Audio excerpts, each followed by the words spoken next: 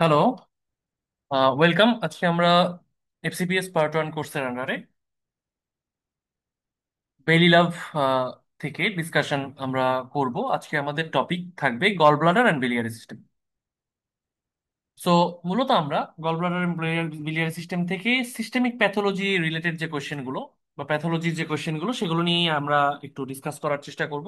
Anatomy physiology আমরা discussion করব আলাদাভাবে। সো গল ব্লাডারের ক্ষেত্রে আমরা প্রথমে একটা যে ইম্পর্টেন্ট টপিক পাই সেটা হলো পোর্সেলিন গল ব্লাডার। তো দেখতে পাচ্ছি পোর্সেলিন গল ব্লাডার মানে একদম মোজাইকের মতো একটা গল ব্লাডার হয়ে যায় ক্যালসিফিকেশনের কারণে। এই পোর্সেলিন গল ব্লাডারটা associated with increased chance of development of gall bladder cancer, বলা হচ্ছে অলমোস্ট ইন 25% অফ কেসেস। এই টপিকগুলো আসলে কখনো সিঙ্গেল বেস্টের জন্য আসে না। সাধারণত দেখা যায় গল ব্লাডার থেকে একটা কোশ্চেন আসছে, সেই কোশ্চেনের যে পাঁচটা স্টেম ট্রু ফলসের ক্ষেত্রে তার মধ্যে একটা পোর্সেলিন গল ব্লাডার দিয়ে দিতে পারে। সো এটা আমরা একটু মনে রাখবো যে এই পোর্সেলিন গল ব্লাডার এটা gall bladder calcification, diffuse calcification, এবং গল ব্লাডারের porcelain gall bladder is associated with increased risk of gall bladder cancer. পরবর্তীতে এক্সট্রা হেপাটিক বিলিয়ারি অ্যাট্রিসিয়া, বলা হচ্ছে এক্সট্রা হেপাটিক বিলিয়ারি অ্যাট্রিসিয়া। আমরা জানি যে এক্সট্রা হেপাটিক বিলিয়ারি সিস্টেম বলতে আমরা বোঝাই যে লিভার থেকে right and left hepatic duct আসে, সেই দুটো মিলে কমন হেপাটিক ডাক্ট তৈরি করে, এবং গল ব্লাডার থেকে cystic duct, common hepatic duct এবং সিস্টিক ডাক্ট মিলে তৈরি হয় কমন বাইল ডাক্ট, যেটা ডিউডেনামের সেকেন্ড পার্টে ড্রেইন করে, ওপেন করে। So these are the parts of extra hepatic biliary system. এর মধ্যে কোথাও যদি অ্যাট্রেসিয়া হয়ে যায়, কনজেনিটালি স্ট্রিকচার বা ফাইব্রোসিস হয়ে যায়, অ্যাট্রেসিয়া বলতে বোঝায় কমপ্লিট লুমিনাল অবস্ট্রাকশন। আমরা স্ট্রিকচার বলতে বোঝাই পার্শিয়াল লুমিনাল অবস্ট্রাকশন, যেখানে লুমিনানের কিছুটা প্যাটেন্সি থাকে, আর অ্যাট্রেসিয়া বলতে আমরা বোঝাই কমপ্লিট লুমিনাল অবস্ট্রাকশন, লুমেনের কোনোই প্যাটেন্সি থাকে না। সো এই এক্সট্রা হেপাটিক বিলিয়ারি অ্যাট্রেসিয়া এটা কনজেনিটাল ইউজুয়ালি হয়, এবং যদি এটা কোনো কমন ট্র্যাক্টকে ইনভলভ করে সেক্ষেত্রে এটা থেকে পরবর্তীতে লিভার সিরোসিস বা পোর্টাল হাইপারটেনশন ডেভেলপ করতে পারে। এবং পরীক্ষায় যেটা আসে সাধারণত যে এর সাথে কিছু অ্যাসোসিয়েটেড অ্যানোমালি রয়েছে, অ্যাসোসিয়েটেড কিছু অ্যানোমালি রয়েছে, এটা থেকে পরীক্ষায় অনেক সময় আসে, যেমন কার্ডিয়াক লেশন, পলিস্প্লেনিয়া মানে অনেকগুলো স্প্লেন থাকতে পারে, সাইটাস ইনভার্সাস অর্গানগুলো একদিকেরটা অন্যদিকে চলে যায়, রাইট সাইডেরটা লেফটে, লেফটেরটা রাইট সাইডে, absent vena cava, and pre duodenal portal vein. Okay, so these are the possible anomalies associated with extrahepatic biliary atresia. Next important topic choledochal cyst, যেগুলো আমরা লাল কালি দিয়ে মার্ক করেছি। This are very very important. Choledochal cyst, choledoch কথার অর্থ common বাইল duct বা bile duct. আহ এবং কোলেডকাল সিস্ট কখনো যদি কনজেনিটাল ডায়ালিটেশন হয়, ডায়ালিটেশন হয়ে বিলিয়ারি সিস্টেমে, সেটা ইন্ট্রাহেপাটিক এক্সট্রাহেপাটিক হতে পারে, সেখানে ফ্লুইড কালেকশন হতে থাকে, হয়ে এই কোলেডকাল সিস্ট তৈরি হয়। এবং কোলেডকাল সিস্টের তিনটা টাইপ আছে, তার মধ্যে টাইপ ওয়ান এটা সব থেকে কমন। আমরা one two three detailed description আমাদের ডিসকাশনের দরকার নেই, কিন্তু আমরা কোলেডকাল সিস্ট সাধারণত টাইপ ওয়ানটাই সব থেকে কমন। এবং কোলেডকাল সিস্টের পেশেন্ট যেহেতু এখানে একটা স্ট্যাগনেশন হয় বাইলের, সো এখানে বারবার ফ্রিকুয়েন্ট কোলানজাইটিস নিয়ে প্রেজেন্ট করে। তাছাড়াও প্যানক্রিয়াটাইটিস, এবং মোস্ট ইম্পর্টেন্টলি যেটা যে choledochal cyst is a risk factor for cholangiocarcinoma. Okay, choledochal cyst is a risk factor for cholangiocarcinoma. So আমরা কোলেডকাল সিস্ট থেকে এটা মাথায় রাখবো। নেক্সট আমাদের টপিক যেটা সব থেকে কমন সেটা হলো gallstone disease. So gallstone disease আমরা জানি যে 80% ক্ষেত্রেই অ্যাসিমটোমেটিক, এবং প্রতি বছরে 1 থেকে 2% গলস্টোন ডিজিজ তারা সিমটোমেটিক হয় এই 80%-এর মধ্যে, এবং একটা কমনেস্ট পারফর্মড অপারেশন। সো এই গলস্টোন ডিজিজ এখন আসলে কোলেসিস্টাইটিস এভাবে বা গলস্টোনের, যেহেতু আমরা পরবর্তীতে দেখবো যে গলস্টোনের প্রেজেন্টেশনের স্পেকট্রাম অনেক বেশি, সেটা গল ব্লাডারে থাকলে একরকম প্রেজেন্টেশন, বাইল ডাক্টে গেলে একরকম, প্যানক্রিয়াটিক ডাক্ট অবস্ট্রাকশন হলে বা অ্যাম্পুলা অফ বেটার অবস্ট্রাকশন হলে এক এক রকম, বা গাটে গেলে একরকম। সো অ্যাজ এ হোল পুরো স্পেকট্রামকে এখন বলা হয় গলস্টোন ডিজিজ। সেই গলস্টোনকে আমরা কেমিক্যাল কম্পোজিশনের ভিত্তিতে তিন ভাগে ভাগ করি: কোলেস্টেরল স্টোন, পিগমেন্ট স্টোন এবং মিক্সড স্টোন। কোলেস্টেরল বা মিক্সড স্টোনের ক্ষেত্রে সাধারণত বলা হয় যে 51 থেকে 99% পিওর কোলেস্টেরল থাকে, তার সাথে ক্যালসিয়াম সল্ট, বাইল বাইল অ্যাসিড, বাইল পিগমেন্ট এগুলো থাকতে পারে। সেই পার্সেন্টেজটা গুরুত্বপূর্ণ।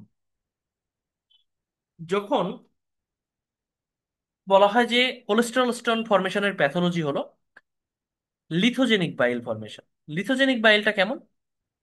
নর্মালি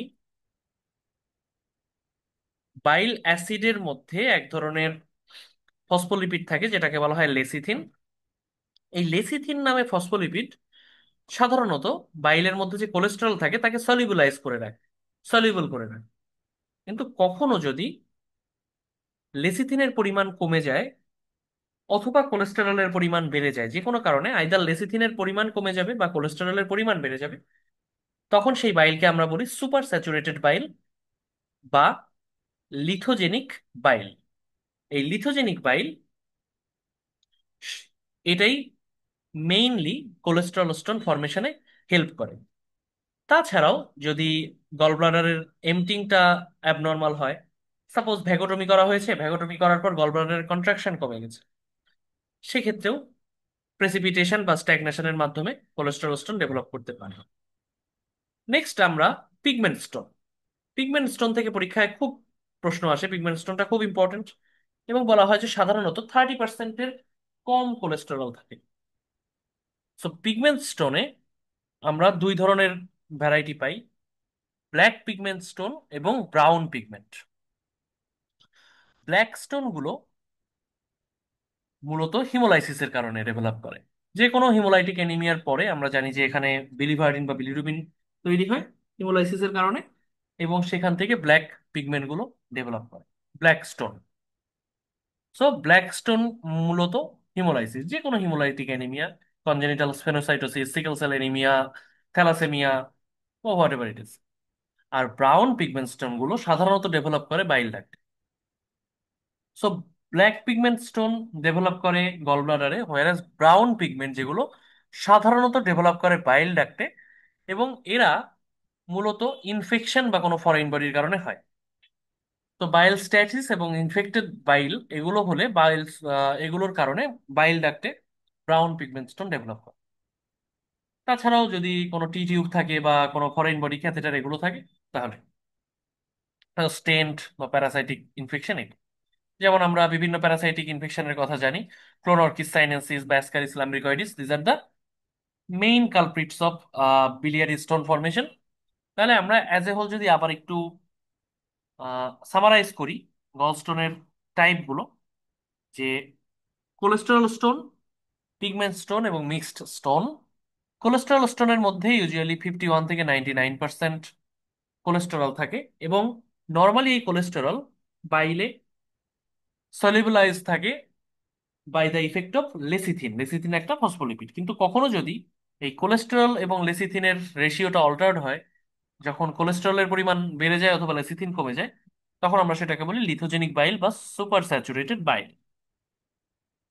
তখন আলটিমেটলি এই cholesterol stone formation. Whereas pigment stone দুই ধরনের, ব্ল্যাক এবং brown. Black pigment stone is associated with haemolysis, যে কোনো ধরনের হিমোলাইটিক অ্যানিমিয়া কারণে ব্ল্যাক পিগমেন্ট স্টোন ফর্মেশন হয়, এবং এরা মূলত গলব্লাডারেই ফর্মেশন হয়। হোয়ারেজ ব্রাউন স্টোন, এটা মোস্টলি কমন বাইল ডাক্টে ফর্মেশন হয়, এবং these are associated with bile stasis. বাইলটা যখন স্ট্যাসিস হয় কোনো কারণে, যেমন স্ট্রিকচার, সেখানে স্ট্যাসিস হয় এবং সেই জায়গাটায় বাইলটা ইনফেক্টেড বাইল হয়। সো ইনফেকশন, বাইল স্ট্যাসিস এবং যে কোনো ফরেন বডি যেমন স্টেন্ট, এগুলো এই ব্রাউন স্টোন ফরমেশনের সাথে জড়িত। সো এগুলো গেল তো গলস্টোন ডিজিজ। অনেক সময় গলস্টোনের প্রেজেন্স ছাড়াও গল ব্লাডারে ইনফ্লামেশন হতে পারে, সেটাকে আমরা বলি acalculous cholecystitis. Acalculous cholecystitis usually debilitated পেশেন্টদেরকে হয়, যেমন patients recovering from major surgery, যেমন coronary artery bypass, major trauma, burn, ICU admission. Okay, এসব ক্ষেত্রে যেহেতু তখন ডায়েটের একটা অল্টারেশন চলে, তো তখন বাইল স্ট্যাসিস হয়। বাইল যেভাবে আমরা তিন বেলায় আমরা তিনটা যে মেজর মিল খাই, বা তার মাঝখানে আমরা আরেকটা, এই 3-4 বার গল ব্লাডার কিন্তু এমটি হয়। কিন্তু যখনই আমরা নাথিং বাই মাউথ থাকি, তখন গল ব্লাডার এমটিংটা খুব কম হয়, বাইলটা স্ট্যাসিস হতে থাকে। তখন সেখানে বিলিয়ারি স্লাস ফর্মেশন হয়, সেখানে ইনফ্লামেশন হতে পারে। সো এই বাইল স্ট্যাসিস হয়, এবং পেশেন্টটা যেহেতু ইমিউনোসাপ্রেস থাকে, বার্ন, ট্রমা, বা ICU admitted patient, major surgery, বা ইভেন সিস্টেমিক সেপসিস যদি থাকে, এসব ক্ষেত্রে অ্যাকিউট অ্যাক্যালকুলাস কোলেসিস্টাইটিস হতে পারে। গল ব্লাডারের একটা স্পেকট্রাম অফ ডিজিজ যেটাকে বলা হচ্ছে কোলেসিস্টোসিস, একটা ডিজিজ অফ আননোন এটিওলজি। এর মধ্যে বেশ কিছু ভ্যারাইটি রয়েছে, যেমন কোলেস্টেরোসিস, যেটাকে স্ট্রবেরি গল ব্লাডার বলে, পলিপ ফর্মেশন হতে পারে, অ্যাডেনোমায়োমেটোসিস, কোলেসিস্টাইটিস গ্ল্যান্ডুলারিস, প্রলিফারাস। এগুলো মূলত chronic inflammatory changes of the hyperplasia of with hyperplasia of all tissue elements, মানে এটা ডিজিজ অফ আননোন এটিওলজি, এক ধরনের chronic inflammatory disease of gall bladder. এই চারটাকে একত্রে বলা হচ্ছে কোলেসিস্টোসিস। পরীক্ষা অনেক সময় আসে যে কোলেসিস্টোসিসের কম্পোনেন্ট কি কি। নেক্সট বলা হচ্ছে টাইফয়েড গল ব্লাডার। আমরা জানি যে গল ব্লাডার এটা সালমোনেলার একটা ক্রনিক ক্যারিয়ার।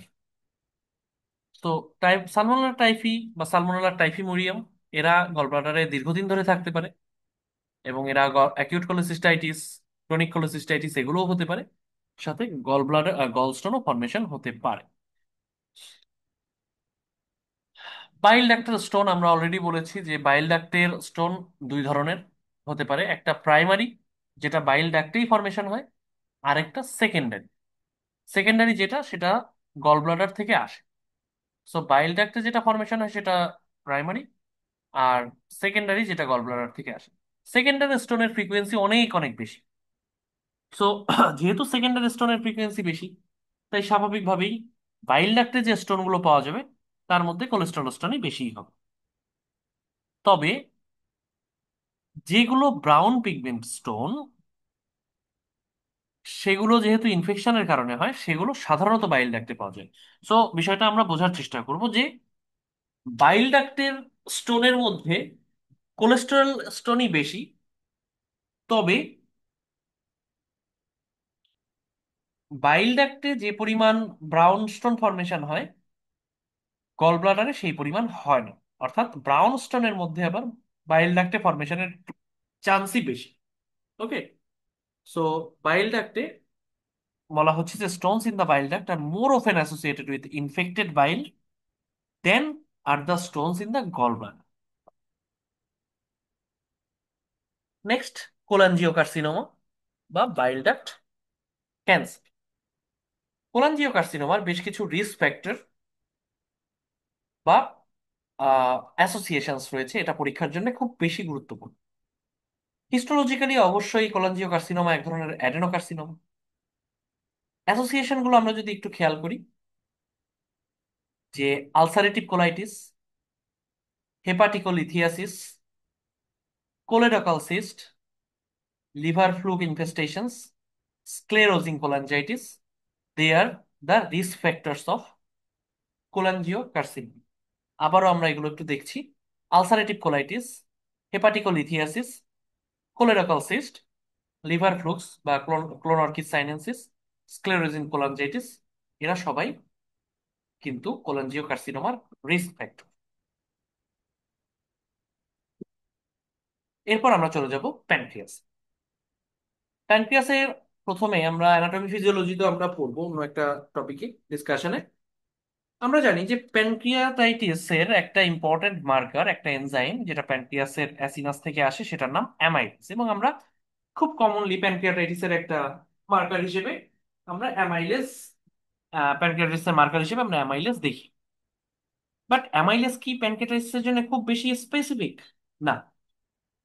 কারণ আমরা জানি যে এই হাইপার অ্যামাইলেজেমিয়া, অর্থাৎ এই raised serum amylase, acute pancreatitis সহ আরো বেশ কিছু কন্ডিশনে হতে পারে। ইনফ্যাক্ট বেশিরভাগ অ্যাকিউট অ্যাবডোমিনাল কন্ডিশনেই সিরাম অ্যামাইলেজ বাড়তে পারে। এটা পরীক্ষায় খুব গুরুত্বপূর্ণ একটা প্রশ্ন, যে বহুবার বহুবার এসেছে পার্ট ওয়ানে, যে রেইজড সিরাম অ্যামাইলেজ আদার দেন অ্যাকিউট প্যানক্রিয়াটাইটিস।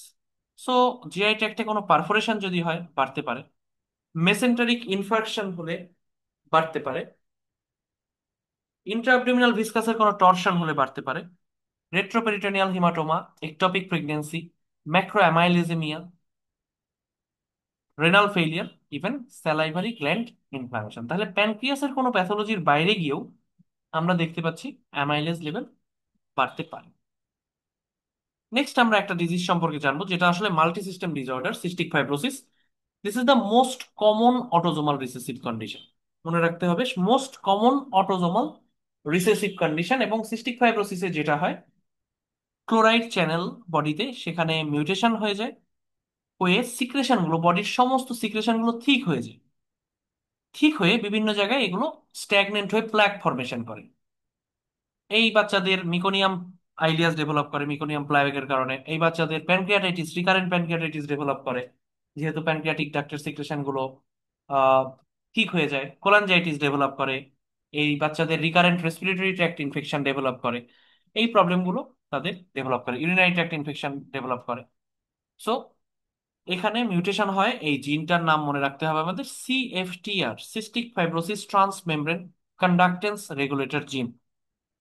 এটা ক্রোমোজোম নাম্বার 7-এ থাকে। এবং এটার আমরা যে ডেফিনিটিভ টেস্ট করি, কনফার্মেটরি টেস্ট করি, সোয়েট ক্লোরাইড টেস্ট।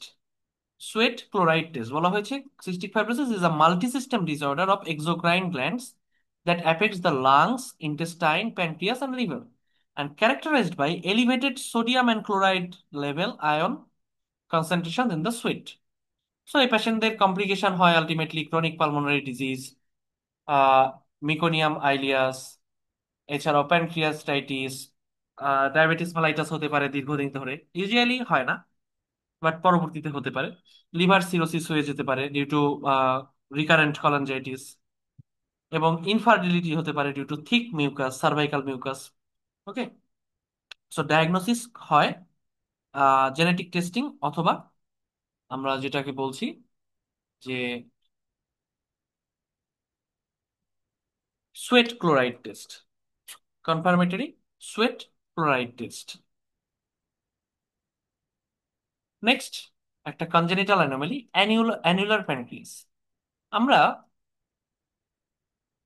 জানি যে প্যানক্রিয়াসের ডেভেলপমেন্ট যদি আমাদের মনে থাকে, যে প্যানক্রিয়াস ভেন্ট্রাল এবং ডর্সাল প্যানক্রিয়াটিক বার থেকে ডেভেলপ হয়, এবং এই দুটোর ফিউশনের মাধ্যমে ডেভেলপ হয়। ডর্সালটা 90 ডিগ্রি রোটেশন হয়ে লেফটে চলে আসে, ভেন্ট্রালটা 270 ডিগ্রি রোটেশন হয়ে, সরি 180 ডিগ্রি রোটেশন হয়ে চলে আসে লেফটে, এবং দুটো মিলে পরবর্তীতে প্যানক্রিয়াস ডেভেলপ করে। কখনো যদি এই ভেন্ট্রাল প্যানক্রিয়াটিক বার্ডের ফিউশন না হয়, তখন ডর্সালটা লেফটে চলে যায়, ভেন্ট্রালটা রাইটে চলে আসে, থেকে যায়। তখন দেখা যায় সেকেন্ড পার্ট অফ ডিউডেনামের চারপাশে, সেকেন্ড পার্ট ইউজুয়ালি, সেকেন্ড পার্টের চারপাশে একটা রিং এর মতো প্যানক্রিয়াস সারাউন্ড করে থাকে, এবং সেটা প্রায়ই ডিউডেনাল অবস্ট্রাকশন বা গ্যাস্ট্রিক আউটলেট অবস্ট্রাকশনের একটা কারণ হয়। এটাকে বলা হয় অ্যানুলার প্যানক্রিয়াস। এবং এই অ্যানুলার প্যানক্রিয়াসের সাথে ডাউন সিনড্রোমের একটা অ্যাসোসিয়েশন থাকে। পরীক্ষার জন্য একটু ইম্পর্টেন্ট, অনেক সময় ডাউন সিনড্রোমের একটা অ্যাসোসিয়েশন। নেক্সট আরেকটা congenital disease, ectopic pancreas. Ectopic pancreas অনেক জায়গায় পাওয়া যেতে পারে, তবে কমনলি যেখানে পাওয়া যায় সেটা হলো মেকেলস ডায়াবেটিকুলাম। তাছাড়াও স্টমাক, ডিউডেনাম, এগুলোর submucosa, gall bladder, hilum of the spleen এবং within the liver. Congenital cystic disease of pancreas, বডিতে বেশ কিছু সলিড অর্গান আছে, যেমন কিডনি, লিভার, প্যানক্রিয়াস এবং ব্রেইন। এদের এক জায়গায় সিস্ট হলে অন্য জায়গাতেও সিস্ট হওয়ার চান্স থেকে যায়। তো এটাকে বলা হয় ভন হিপ্পেল লিন্ডৌ সিনড্রোম, যেখানে কিডনি, লিভার, ব্রেইন এবং প্যানক্রিয়াসে সিস্ট ডেভেলপ করে। প্যানক্রিয়াটিক ফিস্টুলা ইউজুয়ালি দেখা যায় ট্রমার কারণে হতে পারে, ইভেন অ্যাকিউট প্যানক্রিয়াটাইটিস বা ক্রনিক প্যানক্রিয়াটাইটিসের কারণেও হতে পারে। তবে ইউজুয়ালি ডেভেলপ করে স্প্লেনেক্টমির সময়, যখন tail of the pancreas injury হয়, তারপর usually pancreatic trauma fistula develop করে। নাও আমরা এখন প্যানক্রিয়াটাইটিসে চলবো।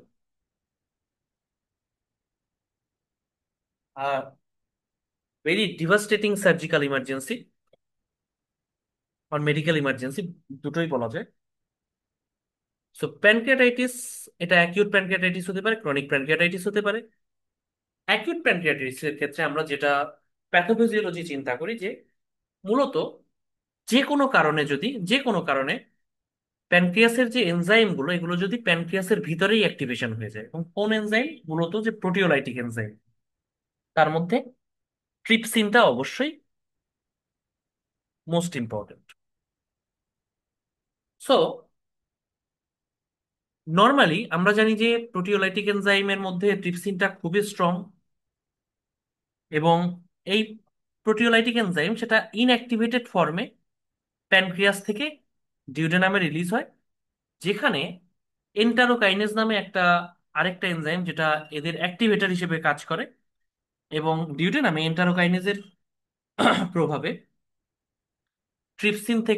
ট্রিপসিনোজেন থেকে ট্রিপসিন এটা তৈরি হয়।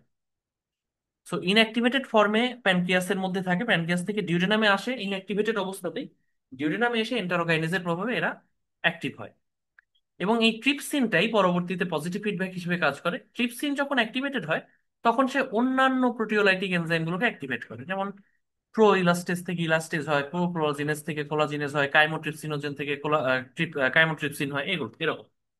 এবং তারপরে সে প্রোটিন জাতীয় যত ফুডস আছে তাদের ডাইজেশন করে। এবং মোস্ট ইম্পর্টেন্টলি আমরা জানি যে আমাদের বডি তো তৈরি আসলে প্রোটিন দিয়ে, তাই না? এখন সাপোজ যে কোনো কারণে প্যানক্রিয়াসের যে অ্যাসিনাস গুলো সেগুলো যদি ইনজুরি হয়, বা কোনো কারণে যদি প্যানক্রিয়াস ইসকেমিয়া হয়, বা কোনো কারণে যদি ডাক্টের অবস্ট্রাকশন হয়, প্যানক্রিয়াটিক ডাক্ট, এই সমস্ত কিছুর কারণে কখনো যদি প্রিম্যাচিউর অ্যাক্টিভেশন হয়ে যায় এই এনজাইমের, প্যানক্রিয়াসের মধ্যেই সে অ্যাক্টিভেট হয়ে গেল, তখন সে কি করবে? অ্যাক্টিভ তো হয়ে গেছে, এখন চারপাশে তো তার প্রোটিন আর প্রোটিন, সেল মানেই প্রোটিন, সেল মেমব্রেন মানেই প্রোটিন, এক্সট্রা সেলুলার স্পেসে যে কোনো ধরনের টিস্যু মানেই প্রোটিন। তখন সে যাবতীয় টিস্যু ইনক্লুডিং ব্লাড ভেসেলের এন্ডোথেলিয়াম সমস্ত কিছুকে ধ্বংস করা শুরু করে।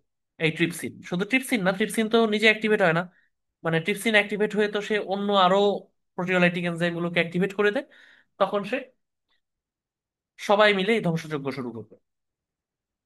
এবং কিছুক্ষণের মধ্যেই এরা ব্লাড স্ট্রিমে ছড়িয়ে যাবে, ব্লাড স্ট্রিমে ছড়িয়ে গিয়ে তারা যেটা করবে, বিভিন্ন এনজাইমকে অ্যাক্টিভেট করতে থাকবে, এবং আলটিমেটলি বিভিন্ন সাইটোকাইন রিয়াকশন হবে, যেটাকে আমরা সাইটোকাইন স্টর্ম বলি। এই জন্য দেখা যায় অ্যাকিউট প্যানক্রিয়াটাইটিসের একটা ভ্যারাইটি, যেটা আমরা বলি সিভিয়ার অ্যাকিউট প্যানক্রিয়াটাইটিস, যে পেশেন্টকে অবশ্যই আইসিইউতে ট্রিটমেন্ট করতে হয়, তাদের প্রথম এক সপ্তাহের মধ্যে বিভিন্ন সিস্টেমিক কমপ্লিকেশন ডেভেলপ করে। মানে এমন কোনো অর্গান সিস্টেম নাই যেখানে প্যানক্রিয়াটাইটিসের কমপ্লিকেশন হয় না, একদম হেড টু টো আমরা পরবর্তীতে দেখবো। সো এগুলো হতে পারে। তাছাড়াও লাইপেজ এনজাইম অ্যাক্টিভেট হতে পারে, অ্যামাইলেজ অ্যাক্টিভেট হতে পারে। লাইপেজ অ্যাক্টিভেট হয়ে সে ওমেন্টামের ফ্যাটগুলোকে নেক্রোসিস করে। সো এটা এনজাইমেটিক ফ্যাট নেক্রোসিস, আমরা জেনারেল প্যাথোলজিতে পড়েছি, এটা অ্যাকিউট প্যানক্রিয়াটাইটিসের একটা ফর্ম। সো এটাকে মাইল্ড এবং সিভিয়ার দুটো ভাগে ক্লাসিফাই করা যায়, যে ক্লাসিফিকেশনটা আমরা ইউজুয়ালি গ্লাসগো ক্রাইটেরিয়ার উপর ভিত্তি করে করি। আমরা পরবর্তীতে গ্লাসগো ক্রাইটেরিয়াটা দেখব। ক্রনিক প্যানক্রিয়াটাইটিস আসলে রিকারেন্ট এপিগ্যাস্ট্রিক পেইন, তার সাথে আইদার এক্সোক্রাইন বা এন্ডোক্রাইন অথবা বোথ অ্যাবনর্মালিটি দেখা যেতে পারে। এক্সোক্রাইন অ্যাবনর্মালিটি হলে ম্যালঅ্যাবজর্পশনের ফিচার নিয়ে প্রেজেন্ট করে, স্টিটোরিয়া। আর এন্ডোক্রাইন অ্যাবনর্মালিটি মানে ডায়াবেটিস মেলাইটাস। অ্যাকিউট প্যানক্রিয়াটাইটিসের বেশ কিছু ইটিওলজি রয়েছে, তবে কমনেস্ট যেগুলো সেগুলো আমাদের ইস্টার্ন ওয়ার্ল্ডে অবশ্যই গলস্টোন ডিজিজ, ওয়েস্টার্ন ওয়ার্ল্ডে alcohol abuse, ERCP, sphincter ovary dysfunction, sphincterotomy, balloon dilatation of the sphincter, এগুলো হতে পারে, বা ব্লান্ট অ্যাবডোমিনাল ট্রমার কারণেও হতে পারে। এবং মোস্ট অফ দ্য কজেস আর ইডিওপ্যাথি। বিভিন্ন কমপ্লিকেশন, যেটা বলছিলাম যে সিস্টেমিক কমপ্লিকেশন, যেটা ফার্স্ট উইকে সব থেকে বেশি, যেমন কিছু কার্ডিওভাস্কুলার কমপ্লিকেশন, শক, অ্যারিথমিয়া, পালমোনারি কমপ্লিকেশন এআরডিএস, অর্থাৎ যে কোনো সিস্টেমে একদম পিকে উঠে যেতে পারে। রেসপিরেটরি সিস্টেমে এআরডিএস, কার্ডিওভাস্কুলার সিস্টেমে শক, কিডনিতে রেনাল ফেলিয়ার, কোয়াগুলেশন সিস্টেমে ডিআইসি, বিভিন্ন metabolic abnormality, hypocalcaemia, hyperglycaemia, hyperlipidaemia, এগুলো একটু আমরা মনে রাখবো। ইন্টেস্টাইনে প্যারালাইটিক আইলিয়াস, নিউরোলজিক্যাল সিস্টেমে এসে এনকেফালোপ্যাথি পর্যন্ত ডেভেলপ করতে পারে সব। এবং আর লোকাল কমপ্লিকেশনস একটা সিকোয়েন্সিয়াল কমপ্লিকেশন হিসেবে আসে, এবং এগুলো ইউজুয়ালি ফার্স্ট উইকের পর ডেভেলপ হয়। চারপাশে পেরিপ্যানক্রিয়াটিক ফ্লুইড কালেকশন হতে পারে, এদেরকে বলা হয় আর্লি ফ্লুইড কালেকশন বা অ্যাকিউট ফ্লুইড কালেকশন। এইটাই যদি 4 সপ্তাহের পর পর্যন্ত প্রসিড করে তখন আমরা সেটাকে বলি প্যানক্রিয়াটিক সিউডোসিস্ট। সো 4 সপ্তাহের আগে পর্যন্ত আর্লি ফ্লুইড কালেকশন বা অ্যাকিউট ফ্লুইড কালেকশন, 4 সপ্তাহের পরে আমরা বলি প্যানক্রিয়াটিক সিউডোসিস্ট। তাছাড়াও ওই ফ্লুইড কালেকশনের মধ্যে ইনফেকশন হয়ে অ্যাবসেস হতে পারে, প্যানক্রিয়াসে নেক্রোসিস হতে পারে, স্টেরাইল প্যানক্রিয়াটিক নেক্রোসিস, সেখানে ইনফেকশন হয়ে ইনফেক্টেড নেক্রোসিস হতে পারে, pancreatic ascites, even portal vein থ্রম্বোসিসও ডেভেলপ করতে পারে। সিরোসিস্ট পড়ছিলাম যে সিরোসিস্ট মূলত এই অ্যামাইলেজ ডিস ফ্লুইড যেটা লেসার স্যাকে জমা হয়, স্টোমাক এবং প্যানক্রিয়াসের মাঝখানে যে লেসার স্যাক সেখানে ইউজুয়ালি জমা হয়। এবং এটা সিউডো বলা হচ্ছে কারণ এখানে কোনো ট্রু এপিথেলিয়াল কাভারিং থাকে না, ফাইব্রাস টিস্যু বা গ্রানুলেশন টিস্যুর কাভারিং থাকে। এবং এটা ইউজুয়ালি 4 সপ্তাহের আমরা বলছিলাম যে 4 সপ্তাহের ডিউরেশন প্রয়োজন হয়। 4 সপ্তাহের আগে আমরা বলি আর্লি ফ্লুইড কালেকশন, কারণ ওই ফাইব্রাস ওয়ালটা ডেভেলপ করে না। Next important topic, carcinoma of the pancreas, pancreatic cancer. Pancreatic ক্যান্সারের বেশ কিছু রিস্ক ফ্যাক্টর রয়েছে, যেমন age, male gender, family history, hereditary pancreatitis, chronic pancreatitis, Lynch syndrome, আমরা লিন্স সিনড্রোমের নাম শুনেছি, hereditary non polyposis colorectal cancer syndrome, diabetes বা অ্যাটাক্সিয়া টেলেনজেক্টিসিয়া। হিস্টোলজিক্যাল ক্লাসিফিকেশন যদি করি আমরা mainly ductal adenocarcinoma. So ductal adenocarcinoma এটাই কমনেস্ট। তাছাড়াও আদার এক্সোক্রাইন টিউমার যেমন ampullary adenocarcinoma, cystic tumours of pancreas, এগুলো হতে পারে। এন্ডোক্রাইন টিউমারসও হতে পারে। So commonest site head of the pancreas, commonest site হলো head of the pancreas. Okay. So আমরা জানি যে প্যানক্রিয়াটিক ক্যান্সারের আমরা দুটো সাইন পাই, একটাকে ট্রয়েজার সাইন আর একটা ট্রসোস সাইন বলে। ট্রয়েজার সাইন বলতে বোঝায় যে ট্রেজার সাইন বলতে বোঝায় যে enlargement of the left supraclavicular lymph node due to any malignancy, usually intraabdominal malignancy. এবং ওই এনলার্জ গ্ল্যান্ডটাকে বলা হয় ভার্কোস গ্ল্যান্ড। সো যে কোনো কারণে এনলার্জমেন্ট হলে হবে না, শুধু যদি ম্যালিগন্যান্ট এনলার্জমেন্ট হয় লেফট সুপ্রাক্লাভিকুলার লিম্ফ নোড তখন আমরা বলি ট্রেজার সাইন, এবং ওই গ্ল্যান্ডটাকে তখন বলা হয় ভার্কোস গ্ল্যান্ড। আর Trousseau's sign migratory thrombophlebitis due to any underlying abdominal malignancy, এটাকে বলা হয় ট্রোসোস সাইন। সো আমাদের বেলি লাভ থেকে আজকে হেপাটোবিলিয়ারি সিস্টেম অ্যান্ড প্যানক্রিয়াস এটার মধ্যকার ইম্পর্টেন্ট প্যাথোলজি আমরা ডিসকাস করলাম। তো এখান থেকে ইউজুয়ালি প্রশ্ন আসবে, কারণ hepatobiliary system one of the most commonly dealed system in surgical practice. বিশেষ করে গলস্টোন ডিজিজ তো খুবই ইম্পর্টেন্ট, গলস্টোন ডিজিজ থেকে প্রশ্ন আসবে, একটা প্রশ্ন অবশ্যই আসবে। সো আমরা এটা একটু ডিটেলস পড়ার চেষ্টা করব। আশা করি যতটুকু আমরা ডিসকাস করেছি এটুকু থেকে আমাদের কমন পড়বে। সো নেক্সট দিন আমরা অন্য একটি টপিক নিয়ে শুরু করব। সো আপনাদেরকে আমরা আহ, অবশ্যই ওয়েলকাম করব যদি এই টপিক থেকে কোনো যদি প্রশ্ন থাকে বা আমাদের যে কোনো ডিসকাশন থেকে কোনো কোয়েশ্চেন থাকে আমাদের সাথে শেয়ার করার জন্য। আজকে এই পর্যন্তই। Thank you and good night.